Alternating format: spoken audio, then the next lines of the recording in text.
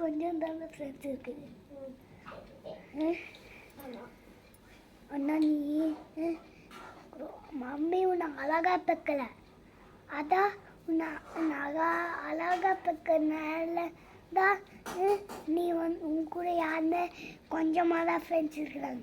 நான் மம்மி என்னை அழகா பேசியிருக்காங்க, அதனால எனக்கு எல்லா ஃப்ரெண்ட்ஸும் கிடைக்கிருக்காங்க.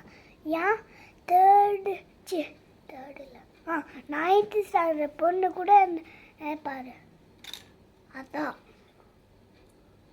லட்டு, இதெல்லாம் ஒரு பொழப்பா?